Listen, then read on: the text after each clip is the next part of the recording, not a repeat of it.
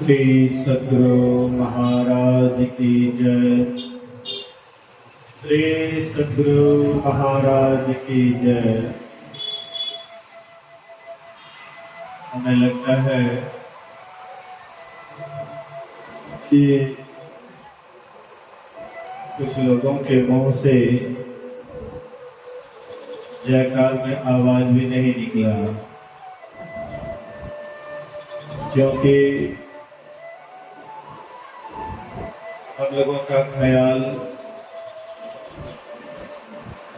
अक्सर हम जहाँ रहते हैं वहाँ नहीं रहता है। जिस जगह में हम आज रहते हैं वहाँ ख्याल नहीं रहता, और जगह का चिंतन करते हैं, मन करते हैं। लेकिन याद रखिए, आज तक भी जो महान व्यक्ति बना है, महापुरुष बना है, जो भी काम किया पूरे लगन के साथ किया, और वही एक दिन महान हुआ है। जब सत्संग वे करते हैं तो तन मन धन सब कुछ उसी का अर्पण कर देते हैं। संसार का भी काम करते हैं तो ऐसा नहीं कि कोई काम करता है और दिमाग कहीं और जगह रहता है। उसका मन भी वहीं पर लगा रहता है। जिसका तन के साथ मन रहता है वह व्यक्ति आगे चल करके महान बनता है। इसलिए पूरी आस्था विश्वास के साथ गुरु महाराज जी की जय जयकार बुलंद आवाज में करें। बोलिए श्री सद्गुरु महाराज की जय। अखंड मंडलाकारं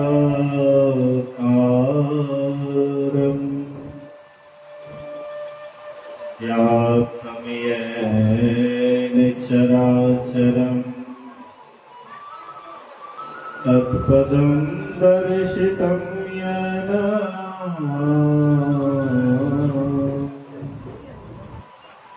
तस्मै श्री गुरुवे नमः। धन्य धन्य सद्गुरु सुखद महिमा कही न जाए। जो कुछ कहा तुम्हारी कृपा, मोते कसो न बसाए। समवेत समादरणीय सज्जन वृंद, आदरणीय माताओं तथा भक्तिमती बहनों,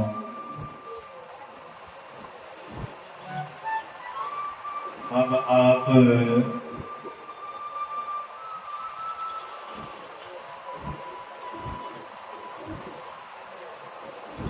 अभी अपराह्नकालीन सत्संग में उपस्थित हैं। कोई भी कार्य होता है उसके पीछे कारण होता है। यहाँ भी कार्य के पीछे कारण है। इस परिवार के सदस्य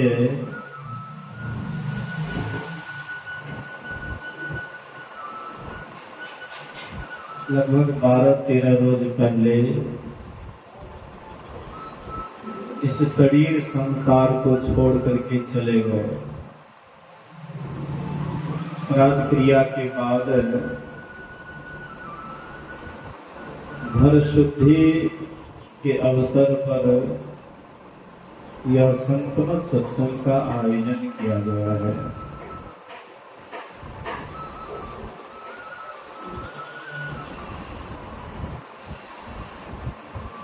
शरीर की शुद्धि को लोग जानते हैं,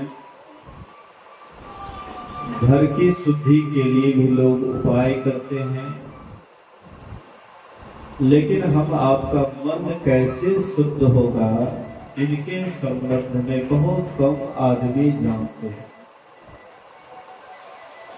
और सबसे मूल चीज है मन की शुद्धि। हम आपका मन शुद्ध नहीं है, इसीलिए परमात्मा से दूर है। जब हम आपका मन बिल्कुल पवित्र हो जाएगा तो परमात्मा तुरंत दर्शन हो जाएगा। लेकिन तन की शुद्धि के लिए सब उपाय करते हैं। दरिया साहब कहते हैं, भीतर मैल चहल के लागे, बाहर तन का धोबे है। अविगत मूर्ति महल के भीतर, वाका पंथ न जोबे है। कहते हैं भीतर मैल चहल के लागे, भीतर में मैल ही मैल है। मन मैला है, शरीर को साफ सुथरा पूरा रखते हैं। लेकिन क्या शरीर के साफ सफाई से मन की सफाई हो सकती है? शरीर को भी साफ सुथरा रखना चाहिए। ऐसा महापुरुष नहीं कहते हैं कि शरीर को गंदा कीजिए। अब बहुत आदमी तो शरीर को केवल साफ रखते हैं, लेकिन पवित्र रखना अलग बात है। शरीर की सफाई अलग चीज है और शरीर को शुद्ध रखना अलग चीज है।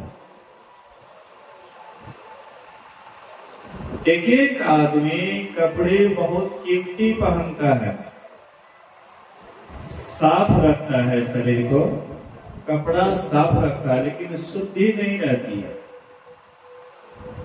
कपड़ा अशुद्ध होता है। जब वे लघु शंका या दीर्घ शंका जाते हैं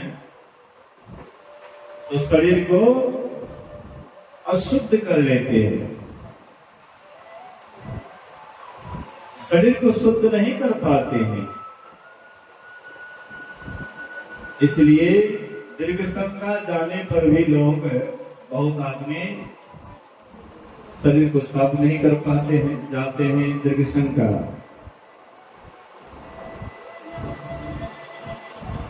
उधर से पानी जब लेने के बाद आते हैं तो बायां हाथ से कंछुआ लेते, पानी लेते हैं, उसी हाथ से कपड़ा भी छू देते हैं। फिर आते हैं, चापाकल है या टूटी है, वहां पर भी बायां हाथ से कई आदमी चला देते हैं, या दाहिना हाथ से चलाते हैं तो दोनों हाथ एक के बाद सर्फ या साबुन से धो लेते हैं। लेकिन आप जैसे एक ही बार किए तो वह साबुन को भी अशुद्ध कर दिए। कम से कम 2-3 बार बायां हाथ को साफ करना चाहिए, उसके बाद दोनों हाथ को साफ करना चाहिए।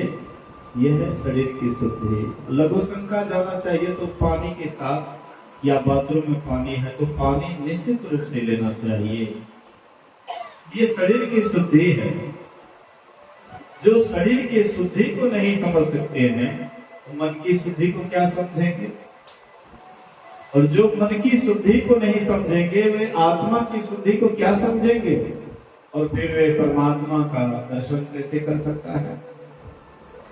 इसलिए संत महापुरुष कहते हैं कि मन को शुद्ध करने के लिए शरीर की शुद्धि भी जरूरी है, और मन को शुद्ध करने के लिए पंच पाप से दूर रहना, सत्संग ध्यान सदा करते रहना, ये मन की शुद्धि है।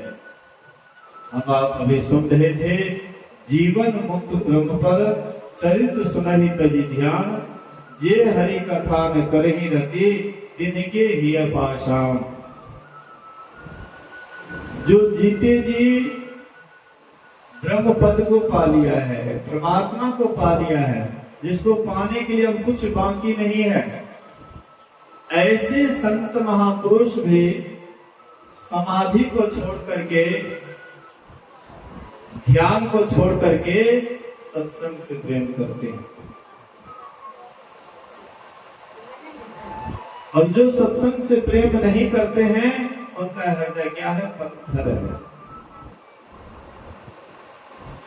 सत्संग सबको करना चाहिए, लेकिन और काम तो सब करते हैं। 4 काम सब आदमी करते हैं। आहार निद्रा भय में तुरंच सामान्य में तत् पशुभिः नराणां ज्ञानम नराणां अधिकं विशेषो ज्ञाने निहीना पशुभिः समाना। कहते हैं आहार निद्रा, भोजन हम आप करते हैं, एक पशु पक्षी भी भोजन करता है। नींद हम आप लेते हैं, एक पशु पक्षी भी नींद लेता है। जैसे हम आपको अपने प्राण का डर है, वैसे एक पशु पक्षी को भी प्राण का डर है। अभी आप लोग सुन रहे थे प्रवक्ता महोदय से कि अहमदाबाद में ट्रेन मतलब हवाई जहाज की दुर्घटना घटी। 242 लोग उसमें सवार थे और ये घटना घटने से पहले जब जहाज बेकंट्रोल हो गया, कंट्रोल से बाहर हो गया, अब पायलट ने लगा कि अब हम नहीं बचा पाएंगे। कोशिश तो काफी कर रहे थे, लेकिन दोनों इंजन काम करना छोड़ दिया। तो उस समय में जब देखे कि अब बचने वाला नहीं है, तो लोग उस समय में बहुत जोर जोर से चिल्लाते थे, किसी तरह से बच जाए। कोई मामा चिल्ला रहे थे, कोई ऐसे ही रो रहे थे, क्रदन कर रहे थे। उस समय में शोक वाली जब आवाज सुनिएगा तो आपका भी दिल दहल जाएगा। 242 यात्री एक साथ, और सब कोई क्रदन कर रहे हैं, सब कोई रो रहे हैं, हाय हाय कर रहे हैं। लग रहा है कि अब नहीं बचेंगे। अपना प्राण का किसको नहीं डर है। हम आपको जैसे अपने प्राण का डर है, प्राण जब संकट में पड़ जाता है तो हम लोग चिल्लाने लग जाते हैं, वैसे एक पशु पक्षी भी संकट में आता है तो वो भी चिल्लाता है, वो भी हाय हाय करता है, भले ही हम उनके आवाज को अनसुनी कर दें। अपने प्राण का उसको भी डर है। कोई कुत्ता देखिएगा रोड पर सोया हुआ है, उधर से गाड़ी आती है, तुरंत वहां से भाग जाता है अपने प्राण को बचाने के लिए। अपने प्राण की रक्षा सब करना चाहता है, पर क्या करेंगे, विवश हो जाते हैं। कभी कभी लोग चाहते हुए भी अपने प्राण को नहीं बचा पाते हैं। कोई चाहता होगा इस हवाई जहाज में हमारी ऐसी गति होगी, हम रास्ते में ही खत्म हो जाएंगे। 2 मिनट की ही तो बात रही, 2 मिनट ही हुआ था हवाई जहाज को खोलने में, और 2 मिनट के अंदर में ही ये सब घटना घटी। सोचिए, थोड़ा सा विचार कीजिए। पायलट बोल रहा था अंतिम बात कि अगर मैं लौट गया तब तो ठीक है, नहीं अगर लौट पाऊंगा तो मेरी बच्ची से कह देना कि पापा का बहुत बड़ा प्यार, उसको बहुत बड़ा प्यार मिले। बड़ी भाव विवल होकर के उस समय पायलट अपनी बच्ची से कह रहे थे, या बच्ची को कह दीजिएगा जिससे बात कर रहे थे। कि पापा तुमसे बहुत प्रेम करते हैं। ऐसी दर्दनाक हादसा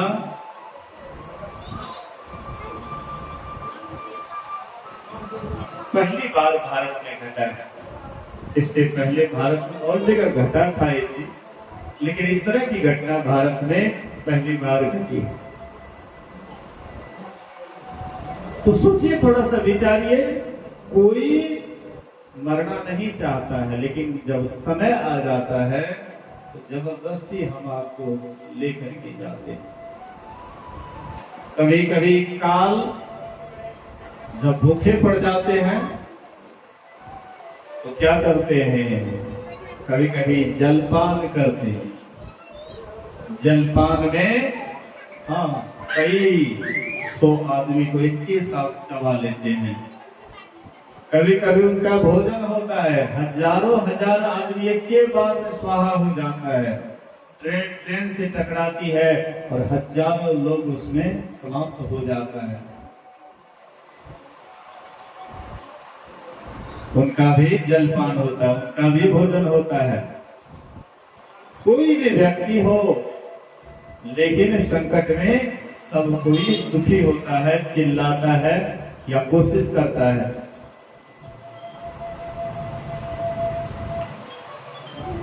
एक व्यक्ति केवल सुरक्षित निकला और हमने एक बच्चा को देखा, अध जला हुआ, एकदम शरीर काला काला पड़ा हुआ था। बच्चा रो रहा था, लगभग 4-5 वर्ष का बच्चा होगा।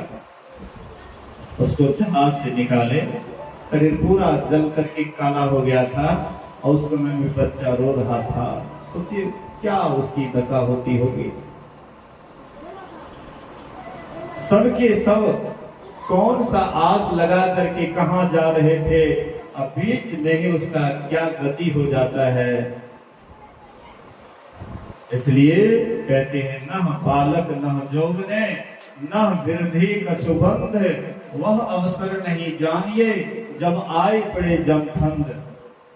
जम का फंदा कब आ जाएगा इसका कोई ठिकाना नहीं है। न बालक न जौवने, बालापन में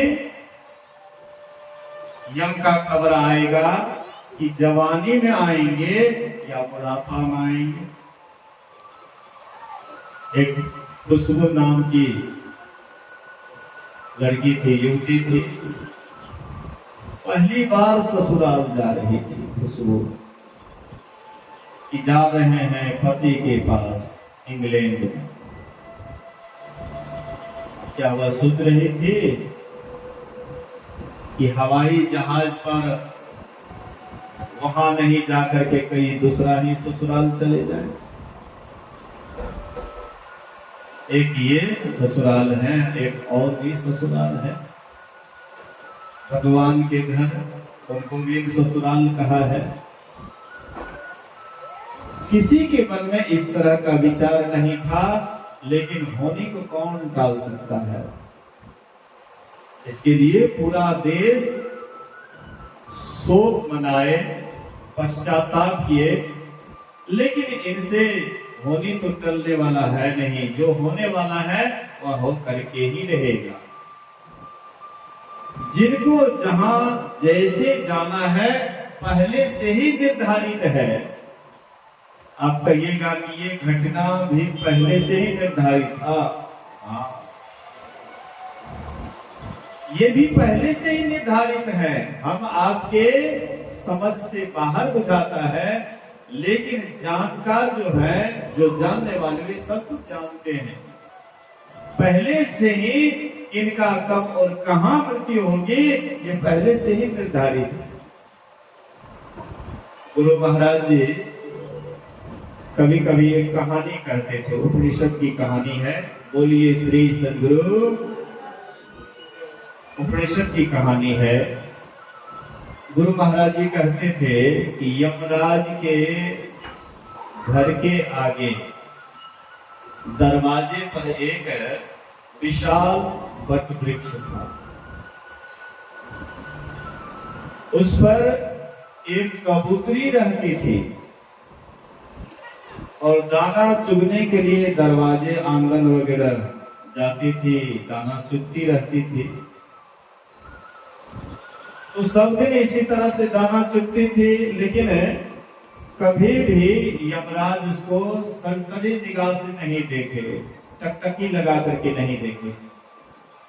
लेकिन उस दिन यमराज टकटकी लगा करके देख रहे थे कबूतरी को, पूरे गौर से टकटकी लगा करके देख रहे थे। कबूतरी को आश्चर्य हुआ। बोलिए श्री सद्गुरु महाराज की जय। कबूतरी को आश्चर्य हुआ कि मैं रोज रोज यहां दाना चुगती थी, लेकिन यमराज कभी भी टकटकी लगा करके हमको नहीं देखे। लेकिन आज कौन ऐसी बात है, यमराज हमको बड़े गौर से देख रहे हैं। आखिर लगता है कोई घटना घटने वाली है, कोई अनहोनी होने वाला है। वह थर थर कांप रही है, कबूतरी थर थर कांप रही है, और वह थर थर कांपते हुए वट वृक्ष पर जाती है। तब तक में पक्षियों का राजा गरुड़ जी महाराज वे आ गए और देखते हैं कबूतरी को थर थर कांपते हुए। कबूतरी से वे पूछे कि तुम इस तरह से भयभीत क्यों हो, क्यों तुम थर थर कांप रही है? कबूतरी कहती है कि मैं अन्य दिन की भांति आज भी दाना चुग रही थी धर्मराज के दरबार में, लेकिन पता नहीं क्या अनहोनी होने वाला है कि धर्मराज आज टकटकी लगा करके देख रहे थे, सरसरी निगाह से देख रहे थे। लगता है कोई अनहोनी होने वाला है। जहाज में जो घटना घटी, यमराज उसको पहले ही देखे हुए थे या उसी समय में देख रहे होंगे। जिसको यमराज सरसरी निगाह से देखे तो कोई अनहोनी होने वाला है। कबूतरी को टकटकी लगा करके देखे, कबूतरी डर गई और वह ऊपर जा करके थर थर कांप रही है। पक्षियों का राजा गरुड़ आता है और पूछे कि तुम क्यों डर रही है, क्यों तुम थर थर कांप रही है? कबूतरी कहती है यमराज हमको टकटकी लगा करके देख रहे थे, सरसरी निगाह से देख रहे थे, पता नहीं क्या होने वाला है।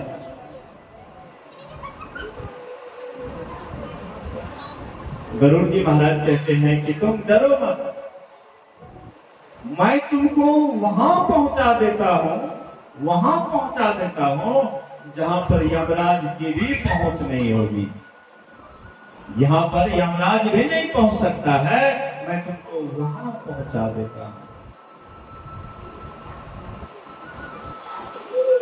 यमराज का जो चाल है, गति है, जैसे आंख का पल गिरने में जितना समय लगता है, उससे कम ही समय में पूरे विश्व का चक्कर लगा लेते हैं। भगवान विष्णु का वाहन गरुड़ है और आंख का पल गिरने में जितना समय लगता है, उससे कम ही समय में पूरे विश्व का चक्कर लगा लेते भगवान विष्णु गरुड़ पर बैठ करके।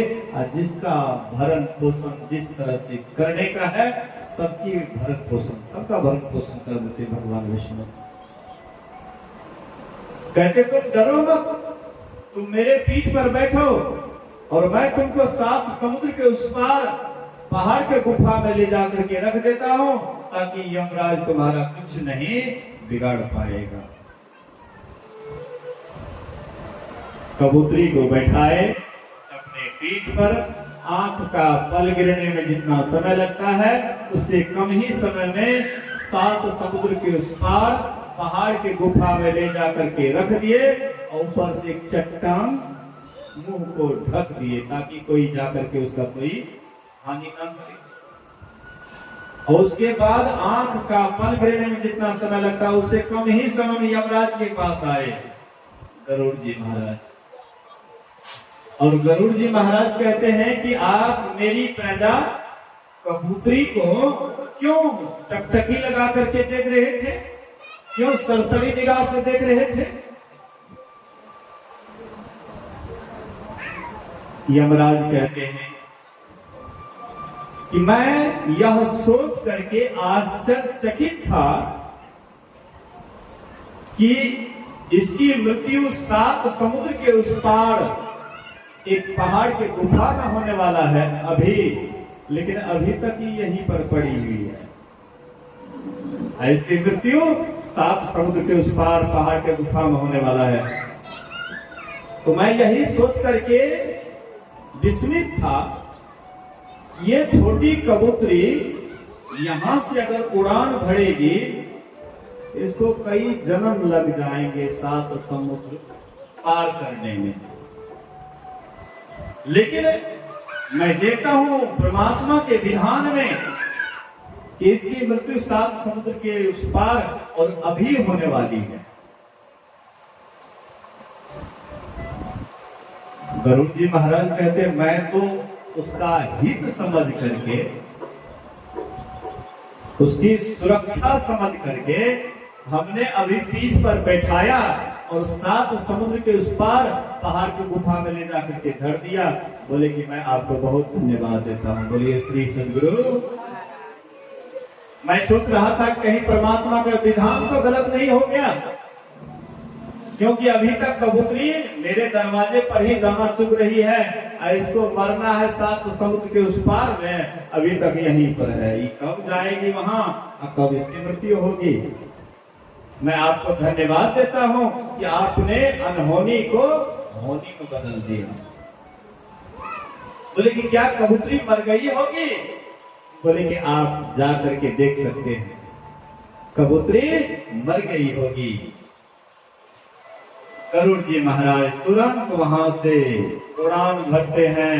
आंख का पल गिरने में जितना समय लगता है उससे कम ही समय में 7 समुद्र के उस पार पहुंचे। वह पत्थर गुफा के दरवाजे पर से पत्थर हटा करके अंदर जा करके देखते हैं एक केकड़ा कबूतरी के गला को काट दिया था, वहां पर मरी पड़ी।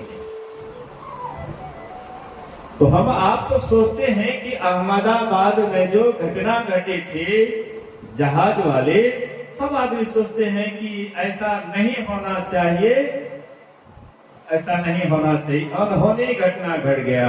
लेकिन ये पहले से ही एक मतलब यमराज के पास उसका खाता बही चालू था, होना था। जब जो घटना घटने वाली होती है उसको कोई भी टाल नहीं सकता है। गुरु महाराज जी एक बार बंबई से पंजाब की तरफ यात्रा कर रहे थे। बोलिए श्री सद्गुरु। गुरु महाराज जी हाँ कोलकाता से पंजाब की तरफ यात्रा करने वाले थे। तो कल गाड़ी पकड़नी थी, रेलगाड़ी कल पकड़नी थी। तो गुरु महाराज जी कहते हैं कि कल के टिकट को कैंसिल कर दीजिए, परसों वाला टिकट कटा लीजिए, परसों वाला गाड़ी से चलेंगे। बोले हजूर टिकट कटाने में बड़ी भीड़, उस समय पहले इतना रेलगाड़ी की व्यवस्था पहले नहीं था, छोटी लाइन। हुजूर बड़े कष्ट से यह टिकट प्राप्त किए हैं, फिर दोबारा टिकट कटाने में बड़ी परेशानी है। हुजूर कृपा करके कल ही वाला गाड़ी से चला जाए। बहुत प्रार्थना किए, निवेदन किए भक्त लोग। तो गुरु महाराज कहते जब आप लोग यही चाहते तो अच्छा ठीक है।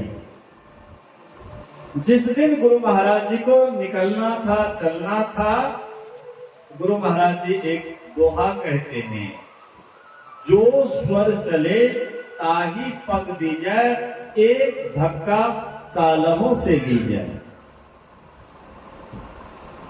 जो स्वर चले, कभी नाक से दाहिना स्वर तेज होता है, कभी वामा भाग का स्वर तेज होता है। ध्यान दीजिएगा, जब दायां स्वर तेज होता है तब जब आप ध्यान पर बैठिएगा तो ध्यान भजन पूजा पाठ में मन नहीं लगेगा या कम लगेगा, नहीं के बराबर।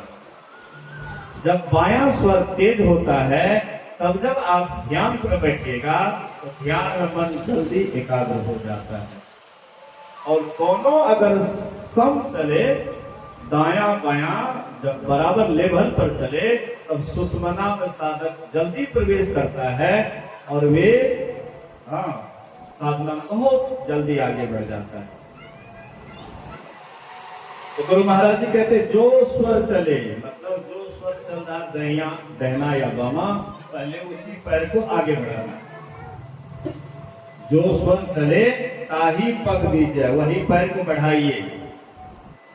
जो स्वर चले ताही पग दीजिए, एक धक्का कालहों से लीजिए। चलो एक धक्का अगर काल से भी टक्कर लेना पड़े कोई बात नहीं, ले लेंगे, वो तो महापुरुष थे, लेकिन जहाज में कोई वैसा नहीं होगा। गुरु महाराज जी रेलगाड़ी से जा रहे थे। नैनी स्टेशन आने से पहले, यूपी तरफ नैनी स्टेशन पड़ता है, प्रयागराज स्टेशन से पहले नैनी स्टेशन पड़ता है। उससे पहले ही गुरु महाराज जी बोले कि जितने भी सेवक लोग हैं इसी डब्बा में बुला लीजिए। भीड़ भाड़ अधिक होने के कारण शिष्य लोग बिखर गए थे, कोई इस डिब्बा में कोई उस डब्बा में, थोड़ा अलग अलग हो गए थे। गुरु महाराज बोले सबको एक ही डब्बा, इसी डब्बा में बुला लीजिए। उसी डब्बा में आ गए। नैनी स्टेशन से पहले एक मालगाड़ी से जबरदस्त टक्कर हो जाता है और वहां पर ऐसी घटना घटी, आश्चर्यचकित वाला, सबको आश्चर्य करने वाला घटना घटी। गुरु महाराज जी जिस डब्बा में थे वही डब्बा सुरक्षित बचा, बाद बाकी आगे पीछे सब डब्बा गड्ढा में चला गया, खंडहर में चला गया, उलट पुलट गया, बहुतों की मृत्यु हुई उसमें। लेकिन गुरु महाराज जी जिस डब्बा में थे सब आदमी बिल्कुल सुरक्षित बच गए। इसी को कहते हैं राखन वाला साया, तो मार सके ना कोई, पाल ना बाका करी सके जो जग बैरी होए। उस हवाई जहाज में भी जो अहमदाबाद में ये घटना घटी, एक व्यक्ति बिल्कुल सुरक्षित निकल गए। एक व्यक्ति 242 पायलट सहित 242 व्यक्तियों में एक व्यक्ति सुरक्षित निकल गया। क्यों? उनको अभी परमात्मा रखने वाले, राखन वाला साया, मार सके ना कोई कितना हो कोशिश करे उसको नहीं ले जा सकता है। जब तक जिसकी आयु सीमित है उसको कोई नहीं ले जा सकता है। जब राजा परीक्षित गए शिकार करने के लिए जंगल, और वह सोने वाला मुकुट पहन लिया था जिस पर कलयुग सवार था। वह जब मुकुट पहन करके गया, एक समीप मुनि ध्यान पर बैठे हुए थे, उनको प्यास लगी थी जोर की। ऋषि जो बैठे हुए थे, मुनि जो बैठे हुए थे, समीप मुनि, इनके मन में होता है कि हम राजा हैं तो हमारा ये स्वागत क्यों नहीं करता है, हम प्यासे, इसको पानी पिलाना चाहिए, बैठने के लिए बोलना चाहिए, ये तो मेरा कुछ भी स्वागत नहीं करता है। गुस्सा आ गया, ये महात्मा हमारा कोई स्वागत नहीं किया। गुस्सा में आकर के मरा हुआ सांप उनके गले में डाल दिया। उसका लड़का, उसका जो बच्चा था मुनि बालक, बच्चों के साथ खेल रहे थे नदी किनारे। किसी बच्चे आकर के, कोई बच्चा आकर के बोला कि तुम्हारे पिता के गले में राजा परीक्षित मरा हुआ सांप लगा दिया है, गला में लटका दिया है। वह बालक को बड़ा गुस्सा हुआ कि वह राजा है, बड़ा अहंकार है उसको, मेरे पिता के गले में मरा हुआ सांप। वह जल लेता है, हाथ में मंत्र पढ़ता है और उसी समय में शाप देता है कि जो भी व्यक्ति मेरे पिता के गले में मरा हुआ सांप डाला है, यही सांप तक्षक का रूप लेगा और आज के 7वें दिन उस राजा को काटेगा और उसकी मृत्यु निश्चित है। शाप दे दिए। समीक मुनि जब ध्यान से जगे, उसका बेटा सब हालचाल सुनाए, ऐसी ऐसी घटना घटी और मैंने ऐसा शाप दे दिया। समीक मुनि कहते तुमको ऐसा नहीं करना चाहिए। अरे राजा था, हमारे राज्य का राजा था, ये हमारी रक्षा करते हैं, देख रेख करते हैं, अगर उनसे गलती ही हो गई तो तुमको ऐसा भयंकर शाप नहीं देना चाहिए। बोले अब तो मुंह से शाप निकल गया। बोले कि अब कोई उपाय नहीं है, जाकर के राजा को बता दो कि इस तरह का शाप हमने आपको दे दिया है, वे कोई उपाय करेंगे, कोई उपाय करेंगे। वह मुनि बालक जाकर के राजा परीक्षित से कहते हैं कि महाराज आपने ऐसी गलती की और मेरे मुंह से इस तरह का शाप निकल गया कि आज के 7वें दिन वही मरा हुआ सांप तक्षक का रूप लेगा और वही आकर के आपको डसेंगे और आपकी मृत्यु हो जाएगी। राजा परीक्षित कहते हैं कि आज के 7वें दिन आएंगे वह काटने के लिए, हमारी मृत्यु आज के 7वें दिन न होगी, लेकिन 7 दिन तो हमारे हाथ में है ना। 7 दिन के अंदर तो हमें कोई नहीं ले जा सकता है, औरों का तो कोई गारंटी नहीं है कि श्वास निकला और लौटेगा कि नहीं लौटेगा, दूसरे की कोई गारंटी नहीं है और जीव जंतु का कोई गारंटी नहीं। लेकिन मेरा तो गारंटी है कि आज के 7वें दिन ही मैं मरूंगा। इस बीच में हमको कोई नहीं ले जा सकता है। राजा बोले कि अभी 7 दिन बाकी है, 7 दिन में मैं मोक्ष प्राप्त करूंगा, 7 दिन में मैं परमात्मा को पाऊंगा। बोली श्री सद्गुरु। वे राशि वस्त्र को त्याग दिए, एकदम साधारण वेशभूषा बना लिए और चले गए शुक्र क्षेत्र। शुक्र क्षेत्र में जाकर के सब ओर से अपने मन को मोड़ लिए और प्रभु के चरणों में पूरा हृदय लगा दिए कि अब तो हमको 7वां दिन तो जाना ही है, इसलिए परमात्मा का चिंतन करते हुए, परमात्मा का ध्यान करते हुए यह शरीर को छोड़ूंगा। शरीर तो सबका छूटेगा, लेकिन प्रभु परमात्मा का सुमरन ध्यान करते हुए छोड़ूंगा। जो सुमरन ध्यान करने लग जाते हैं उनका हृदय बिल्कुल पवित्र हो जाता है। जिनका मन वैराग्य जिनके मन में आ जाता है, मन बिल्कुल पवित्र हो जाता है। वैराग्य में ढोली आप में, जल में खोजे राम, जल में खोजे राम, जाय के तीरथ छाने, फूल माही जो पास, काठ में अगिन छिपानी, खोदे बिनु नहीं मिले, अहे धरती में पानी, दूध महे कृत रहे छिपे, मेहंदी में लाली, ऐसे पूरन ब्रह्म दिल भर नहीं खाली, पलटू सत्संग बीच में कर ले अपना काज, अब वैराग्य भोली आप में, जल में खोजे राम।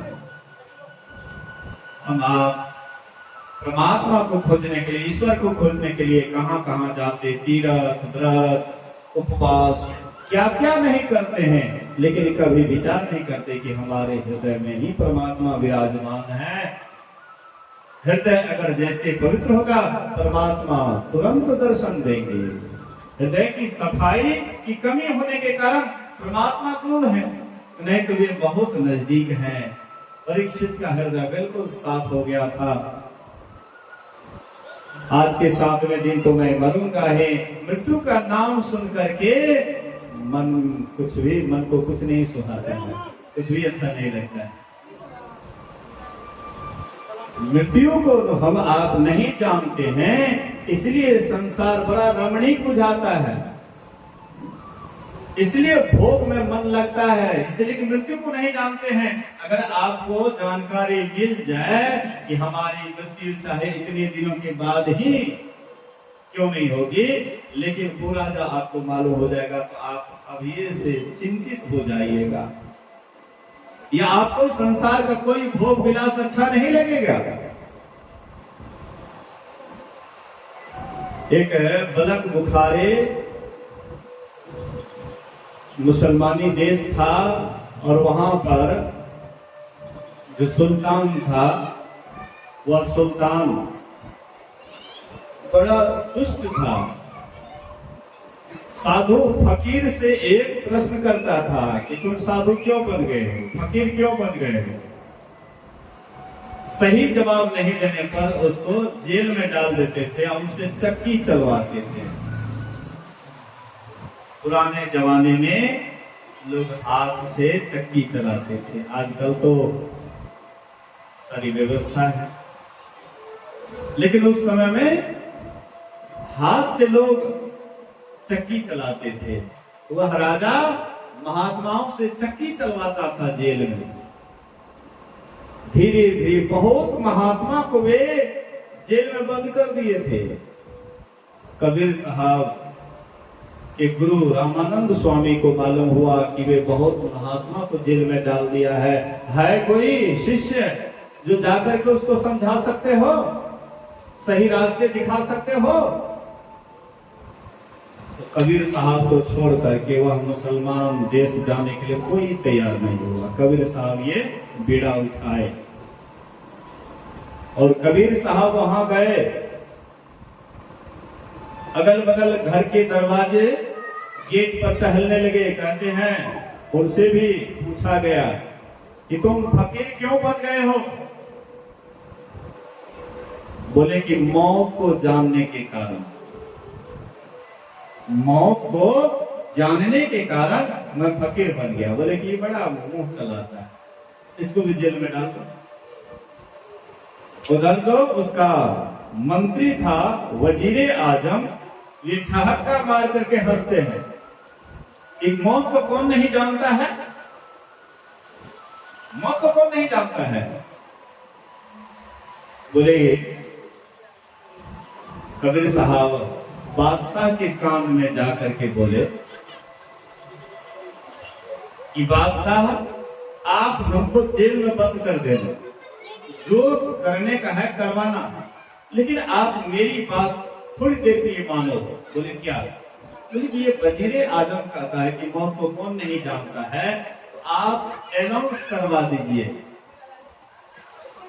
पूरी सभा में अनाउंस करवा दीजिए कि आज के 7वें दिन वजीरे आजम को फांसी की सजा दी जाएगी। आप फांसी नहीं दीजिएगा, लेकिन मैं उसको मौत का सही जानकारी देना चाहता हूँ। मौत को जानने पर मन कैसा होता है, मन की क्या दशा होती है मौत को जानने पर। कहते कोई बात नहीं। राजा ऐलान कर दिए आज के 7वें दिन वजीरे आजम को फांसी की सजा दी जाएगी। इतना जो सुनना था, वजीरे आजम को काटो तो खून नहीं, चेहरा मुरझा गया। यहां से गए घर, बच्चे पूछते हैं कि पापा आप जब आते थे तो चॉकलेट लेकर के आते थे, अभी सब रखो, अभी रखो। बोलिए श्री सद्गुरु। आप जब पहले आते थे चॉकलेट खिलाते थे या हंसी खुशी बात करते थे, लेकिन आज क्यों नहीं बात करते। कहते जाओ भी, हटो यहां से। उनको कुछ भी अच्छा नहीं लगता था, न पत्नी ना बाल बच्चा, ना घर परिवार, कुछ भी अच्छा नहीं लगता था। बिल्कुल उदास, चेहरा मुरझाया हुआ, किसी तरह से 7 दिन पूरा होता, खाना पीना सब छोड़ दिए, सुख करके कमजोर हो गए। 7वां दिन गए और कबीर साहब कहते हैं राजा से कि उस दिन आप देखे थे वजीर आजम को ठहाका मार करके हंस रहा था और कह रहा था कि मौत को कौन नहीं जानता है, लेकिन आज ये देखता है कि बहुत चेहरा इसका मुरझाया हुआ है, न उनके चेहरे पर खुशी है, न कोई मुस्कुराहट है। कहते हैं आज तुमको क्या हो गया? बोले कि उस दिन तो सुने सुनाई बात कर रहा था कि मौत को कौन नहीं जानता है, लेकिन आज मेरे सामने मौत नाच रही है, नृत्य कर रही है, इसको देख करके अभी मुझे लग रहा है कि मौत अब होगी तब होगी, इसीलिए अब मुझे कुछ नहीं सुहाता है, कुछ अच्छा नहीं लगता है।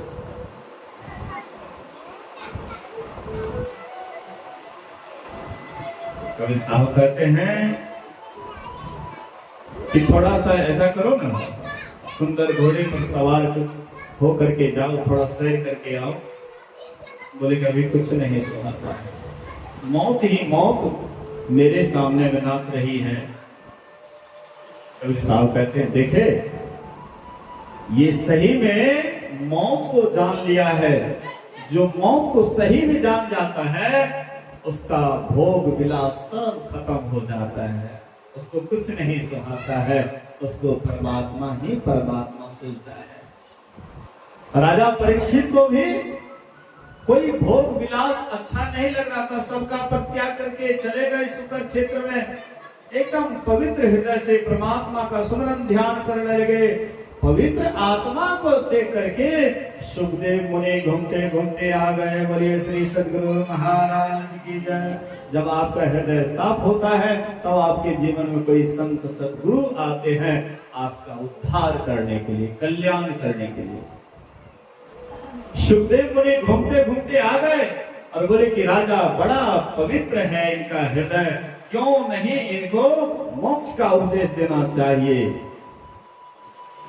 राजा से सब कुशल समाचार पूछते हैं, सब घटना सुनाए और सुखदेव मुनि उनको भागवत कथा सुनाए। भागवत कथा से मतलब हम आप सोचते हैं भागवत कथा से मतलब जो पुराण में कथा है वही कथा, लेकिन याद रखिएगा भागवत कथा का मतलब होता है भक्त की कथा। भक्त कैसे भगवान को प्राप्त किए, कौन सी साधना के ध्रुव कैसे परमात्मा को पाए, प्रहलाद कैसे परमात्मा को पाए, कबीर नानक दादू पलटू जितने भी महापुरुष हुए वे कैसे परमात्मा को प्राप्त किए, इसी का नाम है भागवत। नहीं अगर यही बात सोचिएगा कि भागवते कथा कराने से मुक्ति होती है तो आजकल लोग बहुत आदमी भागवत कथा करा रहे हैं। किनको किनको मोक्ष मिला, किनको किनको मुक्ति मिली। सही रहस्य को नहीं जानिएगा आपका जीवन ऐसे ही व्यर्थ चला जाएगा। पहुंचे हुए महात्मा होनी चाहिए आपको मार्ग दिखाने वाला। दीन दया संतन की नहीं, जानना इस राह को, हुआ नहीं होता नहीं वो होनहारा है नहीं। जब तक संतों की दया नहीं होगी तब तक हम आप वह मोक्ष मार्ग को नहीं जान सकते हैं। सुखदेव मुनि की कृपा से, उनके उपदेश से राजा परीक्षित 7 रोज के अंदर ही मोक्ष प्राप्त कर लिए। गुरु महाराज जी ऐसे भक्तों के ऊपर कृपा किए, कई मोक्ष प्राप्त कर लिए। गुरु महाराज जी के बहुत ऐसे शिष्य हुए जो मोक्ष पा लिए, मुक्ति को पा लिए, परमात्मा को पा लिए। एक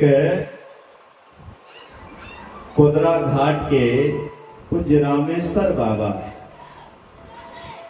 उनको दो दो पत्नी थी, लेकिन साधना में इतने आगे थे कि मरे हुए को भी जिंदा करते थे। जैसे गुरु महाराज एक बार किए थे ना, गुरु महाराज जी गए थे भवनगामा सत्संग करने के लिए, और जिनके यहाँ सत्संग करने के लिए गए थे, सुबह में सत्संग होना था, रात में ही उसका बच्चा, एक ही लड़का था, अभी दूध ही पी रहा था, एक ही था, रात में ही वह खत्म हो गया, शरीर छोड़ दिए। अब गुरु महाराज जी गए, सुबह वाला सत्संग होता है, तो सब आदमी बैठे हुए थे सत्संग में, घर वाला भी बैठा हुआ था सत्संग में। अब कह दिए थे पूरे परिवार को, किसी को रोना धोना नहीं है, क्योंकि गुरु महाराज आए हैं, सत्संग कोई व्याख्यान नहीं होना चाहिए। तो पर भी जिनका पुत्र मरा है, भला उसका चेहरा तो कुछ न कुछ उदास होगा ही ना। बीच में बैठे हुए थे गुरु महाराज जी, सत्संग के बाद कहते हैं कि जी सत्संग नहीं कराने का था तो काहे करवाते हो, सत्संग भी करवाते हो और चेहरा भी उदास है। अरे सत्संग कराते हो, चेहरे पर खुशी होना चाहिए, कोई भी हम अच्छा काम करते हैं तो मन में खुशी होती है, चेहरा प्रसन्न होता है। अब तुम सत्संग भी कराते हो और चेहरा उदास, मुंह लटका करके बैठे हो। बगल वाले पड़ोसी कहते, हुजूर एक ही बेटा था, एक ही पुत्र था, रात में उसकी मृत्यु हो गई, इसलिए उदास। गुरु महाराज जी कहते हैं, कहां पर है, कहां मरा हुआ है, दिखाओ तो। गुरु महाराज के पास सत्संगी लोग फूल चढ़ाए थे, गुरु महाराज जी फूल ले लिए हाथ में, दिखाओ तो कहां मरा हुआ है। तो ले गए, आंगन में एक घर था, उसमें ले गए। अब गुरु महाराज जी वहां फूल को बच्चे के ऊपर रख देता है, और गुरु महाराज जी कहते, कौन कहता मर गया, ये तो सोया हुआ है जी, नींद में सोया हुआ बच्चा, बुला उसकी माँ को, बुला उसकी माँ को, कहो दूध पिलाने के लिए उठा कर। उसकी माँ आई, बच्चा को उठाती है, और जैसे स्तन में मुंह लगाती है, बच्चा दूध पीने लग जाता है।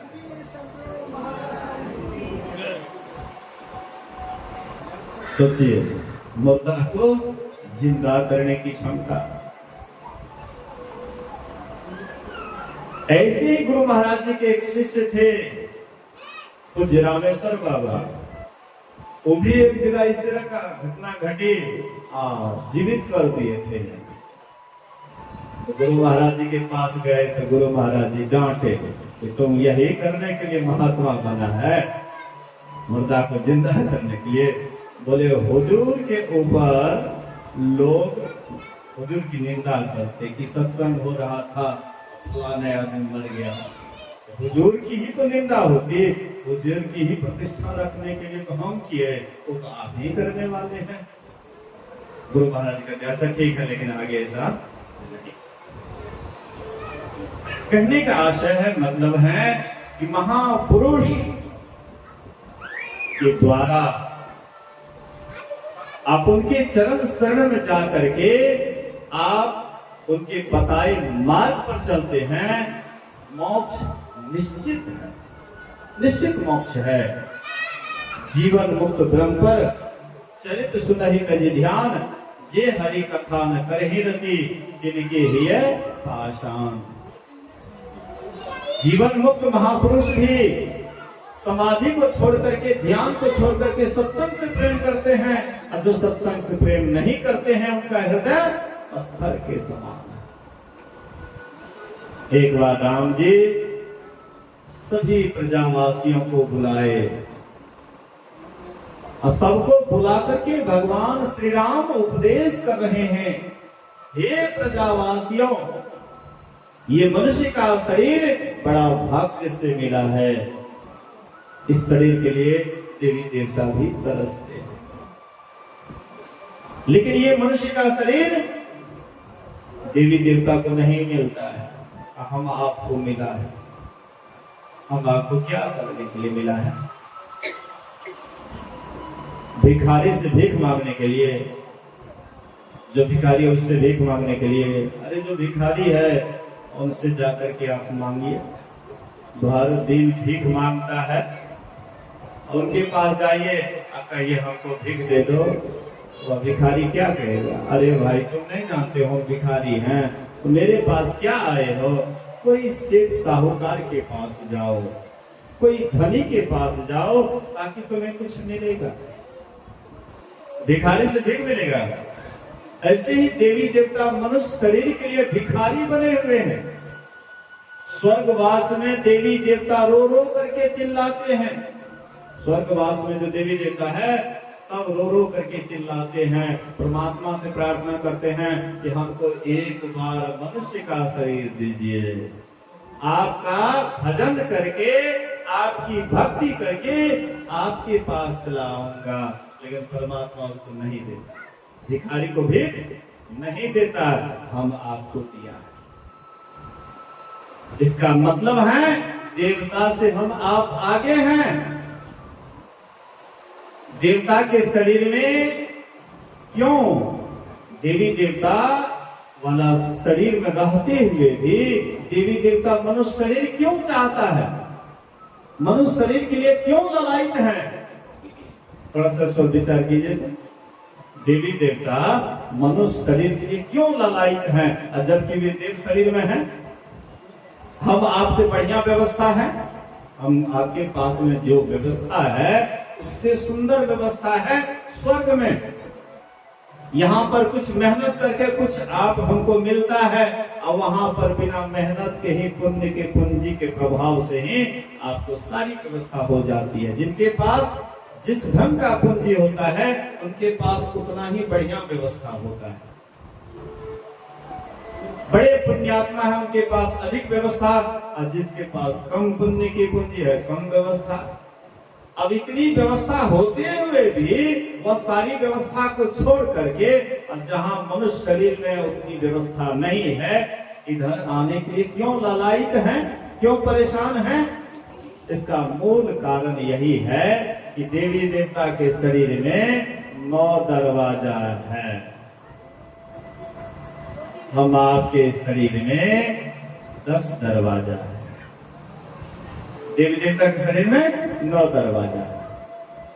2 आंख, 2 कान, 2 दूना 4, 2 नाक, 2 तिया 6, 1 मुंह 7, 2 दरवाजा नीचे का मलमूत्र विसर्जन करने वाला, ये कुल मिलाकर के 9 दरवाजा। लेकिन एक दरवाजा और है मनुष्य शरीर में, एक दरवाजा और है जिसको दशम द्वार कहते हैं, जो बंद है, जिसका फाटक बंद है। ये सब तो खुला हुआ है। पलटू साहब तो ऐसे 10 दरवाजा को माने हैं। 10 दरवाजा खुला, उड़न को नित उठी चाहता, भज ली जाए भगवान, याही में भल है अपना, आवागमन मिट जाए, मिटे जन्म की कल्पना, पलटू अटक न कीजिए 84 घर फेर, अब भजन आतुरी कीजिए और बात में देर। पलटू साहब 10 दरवाजा को माने हैं। एक दरवाजा नाभि, जैसे बच्चा मां के गर्भ में रहता है, उसका नाभि से उसको भोजन मिलता है। बच्चा माँ जो भोजन करती है तो वह एक नाड़ी होता है, नाभि में लगा रहता है, वही नाड़ी के द्वारा उसको भोजन प्राप्त होता है। धीरे धीरे बच्चा पुष्ट होता है। एक उसको भी माना है, लेकिन प्रायः संत महापुरुष 9 ही दरवाजे गिनाए हैं। तो ये 9 दरवाजा हर हमेशा खुला रहता है। और एक दरवाजा है जो बंद है, जिस पर फाटक लगा हुआ है, उसको खोलना पड़ता है, ये खुला हुआ है। प्रायः लोग जब मरते हैं तो आप देखिएगा, जो अंतिम सांस लेते हैं, शरीर छोड़ने लग जाता है, अब आप गौर से देखिएगा, जिस द्वार होकर के शरीर छोड़ेगा, वो द्वार से कोई न कोई आपको प्रमाण मिलेगा। जैसे कोई आंख से शरीर छोड़ता है, आंख उस समय पूरा पूरा खुला रहता है, आंख निरारे हुए पूरा एकदम, आंख निरारे हुए शरीर छोड़ता है। कितने आदमी काम होकर के निकलता है तो कान उस समय महोवाता है, दुखाता है, कान होकर के निकलता है, कितना नाक होकर के, प्राय कैसे देखिएगा मुंह होकर के निकलता है। शरीर छोड़ते समय मुंह से फैन निकला, अब बस उसका शरीर छूट गया। मेरी माता जी भी शरीर छोड़ रही थी तो मैं गया, 5 मिनट के अंदर अंदर उनका शरीर छूटा। मैं गया कुछ देर के लिए, हाँ जैसे मानो कि मेरे ही कारण माता जी रुकी हुई थी, शरीर छोड़ नहीं रही थी, बहुत देर से अंतिम सांस ले रही थी लेकिन प्राण नहीं निकल रहा था।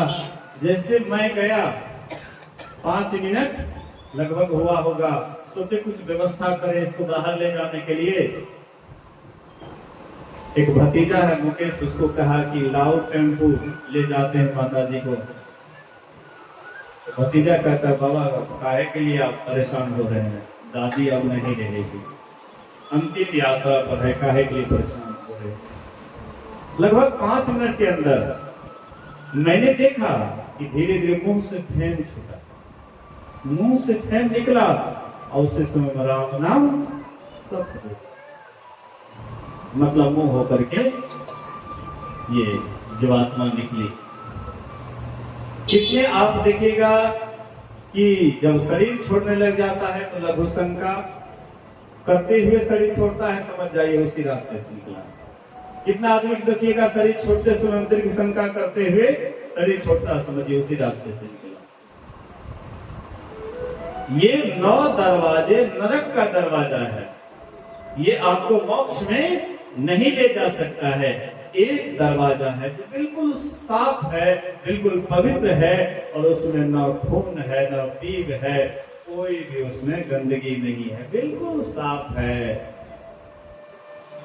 और वही दरवाजा होकर के जो भक्त साधक साध्वी साधना करते हुए ध्यान करते हुए शरीर छोड़ता है, वह सीधे शांति को पाता है। भगवान कृष्ण के गीता ज्ञान को याद रखिए। भगवान कृष्ण कहते हैं प्रयाण काले मनसा चरेण भक्तिया युक्तो योग बलेन चैव भ्रुवोर मध्य प्राण मावेश सम्यक सौतम परम पुरुष मुपैति दिव्यम। जो भक्त होता है वही यह काम कर सकता है, सबसे नहीं हो पाएगा। जो अपने सूरत को सिमटने का हाल जानता है, ख्याल को सिमटने का हाल जानता है, जो बराबर ध्यान में अपने केंद्र में केंद्रित करने के लिए जानता है। नदी किनारे घर किया कर्जा करी करी खाए, अब कर्जदार जब मांगन आवे तो घुसक नदी में जाए। जो नदी किनारे में घर कर लिए हैं, कर्जा करके खा रहे हैं, अब कर्जा मांगने वाला आया तो घुसक नदी में जाए, नदी में घुस गए। कौन सा नदी के किनारे में घर कीजिएगा, अब कर्जा करके खाइएगा तो कौन कर्जदार आपको वहां छोड़ देंगे। आप नदी में घुस जाइएगा तो कितना देर घुसे रहिएगा। ये बाहर में नदी नहीं है, ये आपके भीतर में नदी है। एक है गंगा, दूसरी है यमुना और तीसरी है सरस्वती।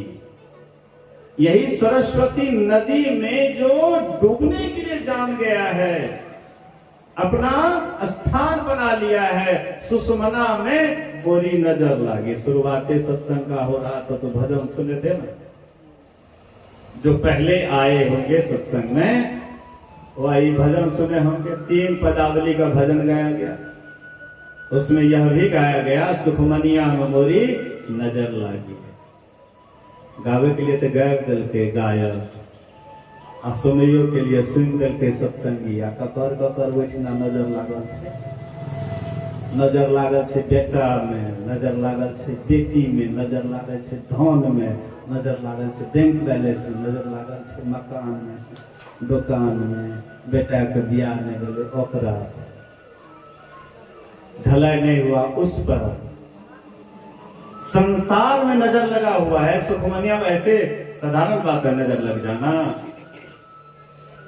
अगल बगल कहो दृष्टि ना डोले, असन्मुख बिंदु पकड़ लगे। किसका मन लगेगा वहां सुखमनिया में?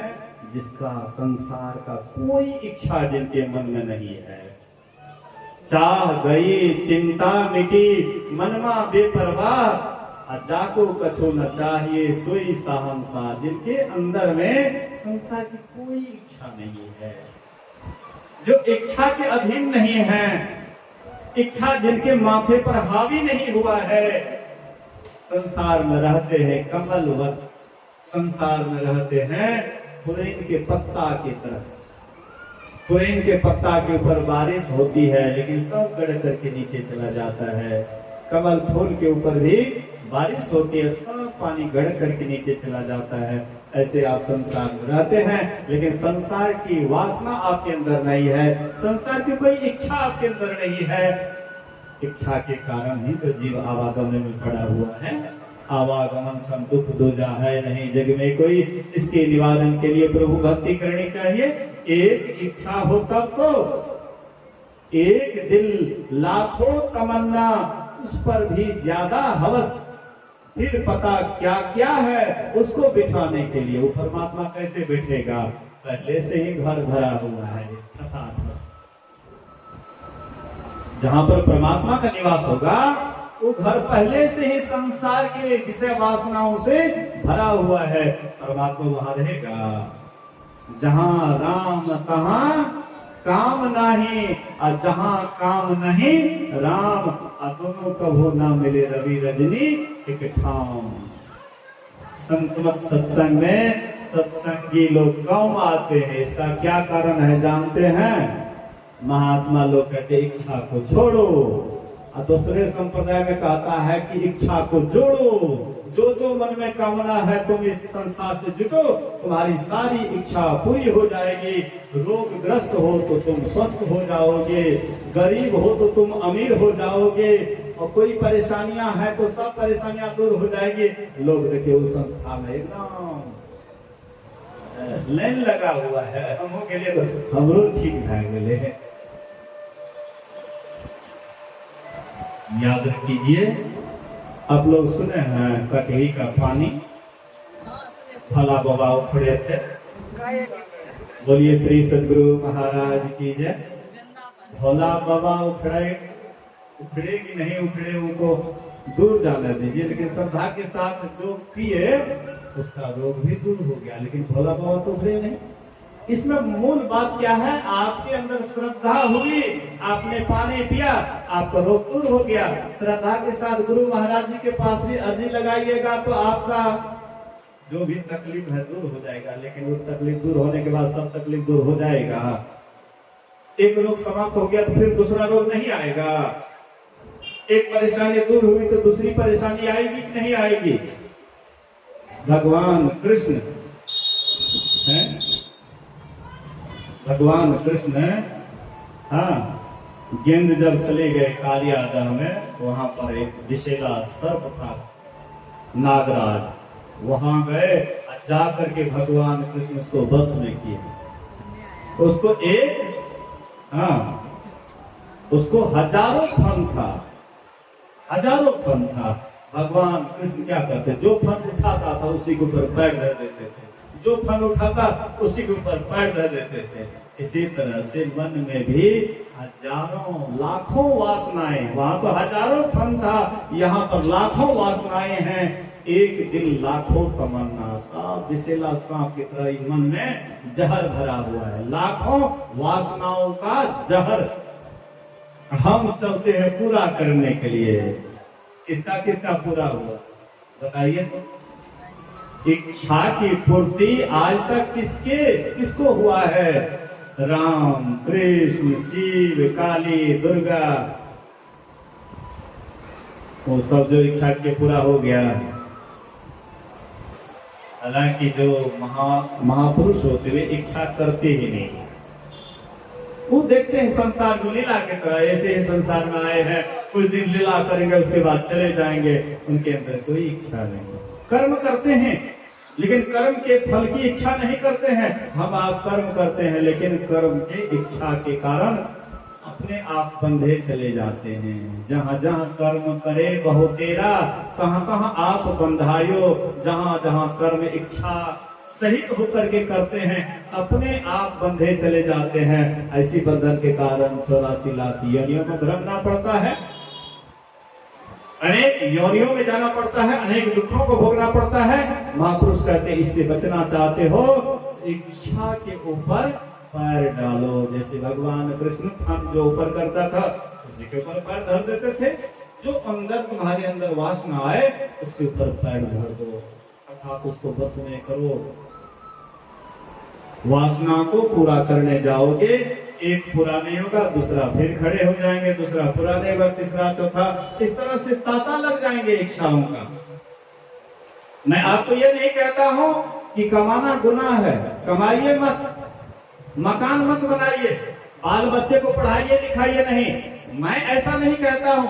सब कुछ कीजिए लेकिन इच्छा रहित होकर के, इच्छा सहित होकर के कीजिएगा तो पर भी मेहनत कीजिएगा तो उतना ही लाभ मिलेगा। इच्छा रहित होकर के कीजिएगा तो पर भी मेहनत कीजिएगा उतना ही लाभ होगा। लेकिन जब इच्छा रहित होकर के कीजिएगा तो वासना से ऊपर उठ जाइएगा, एक दिन परमात्मा को पा करके आपका जीवन सार्थक और सफल हो जाएगा। इच्छा के सहित होकर के कीजिएगा तो धीरे धीरे बंधन में पड़ते पड़ते कहाँ चले जाइएगा, कौन नरक में चले जाइएगा, कौन 84 लाख योनियों में चले जाएगा, इसका कोई ठिकाना नहीं। इसलिए संत महात्मा कहते हैं करना सब कुछ, लेना न कुछ भी, पाना झाखर झूरों का। भगवान कृष्ण भी कर्म करते थे लेकिन कर्म फल की आशा नहीं करते थे। यदा यदा ही धर्मस्य ग्लानिर्भवति भारत अभ्युत्थानम् अधर्मस्य तदात्मानं सृजाम्यहम् परित्राणाय साधूनां विनाशाय दुष्कृतां धर्म संस्थापनार्थाय संभवामि युगे युगे। कर्म करो, कर्म किए जा, फल की इच्छा मत कर। एक इंसान जैसा कर्म करोगे वैसा फल देगा भगवान। ये है गीता का ज्ञान। कोई भी कर्म करें इच्छा रहित होकर के, बुरा कर्म भी अगर आप इच्छा रहित होकर के कीजिएगा आपको कर्म का फल भोगना ही नहीं पड़ेगा। जब कहते हम वहीं पर आप हमको दंड दें। हम कुछ नहीं करते, हम कुछ करने वाले नहीं है। कौन हम, कौन है हम? तो हाँ, माटी का पुतला। जैसे जैसे नचाता है वैसे वैसे हम आप नाचते हैं। परमात्मा ही नचाने वाले हैं। सब ही नचावत राम गुसाई, नाचत नर मर कटके नाई। पूरा संसार को नचाने वाले हम, नाचने वाले हैं। अब हे परमात्मा तुम जैसे नचा, मैं तो केवल नाचने वाला। अब तुम्हारी मर्जी, तू जैसे नचाओगे वैसे नाचूंगा। जब सब कुछ समर्पण कर दीजिएगा कर्म का फल नहीं लगेगा। सब कुछ समर्पण कर गुरु की सेवा करनी चाहिए। सब कुछ समर्पण करके गुरु सेवा कीजिएगा, सत्संग ध्यान कीजिएगा, पंच पाप से दूर रहिएगा। इहलोक और परलोक दोनों जीवन बन जाएगा, जीवन सार्थक और सफल हो जाएगा। ये जो आयोजन करवाए हैं रमन कुमार, 3 भाई हैं, तीनों भाई मिलकर के ये जो आयोजन करवाए हैं बहुत सुंदर काम किए हैं। गुरु महाराज जी करे, जिनके नाम पर ये आयोजन हुआ है वे जहां भी हों, जिस स्थिति परिस्थिति में हों, वहां पर वे सुख और चैन से रहें। इसके लिए हम लोग कुछ देर के लिए मौन ध्यान करेंगे, मौन साधना करेंगे, परमात्मा से प्रार्थना करेंगे कि वह जीव जहां भी हो शांति और सुखी हो। पूरे परिवार के सदस्य से भी अनुरोध है, सब आदमी मौन ध्यान में भाग लीजिए। थोड़ी देर के लिए सब आदमी मौन हो जाएं। बोलिए श्री सद्गुरु महाराज की जय।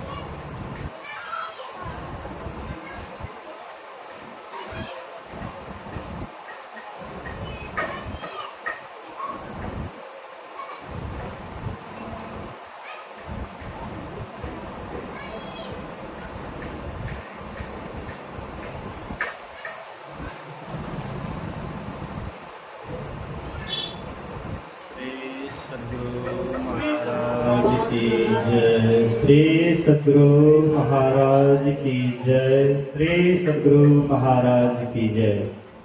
आइए हम लोग गायक महोदय से कुछ देर भजन सुनते हैं, उसके बाद आरती को चलेंगे। बोलिए श्री सद्गुरु।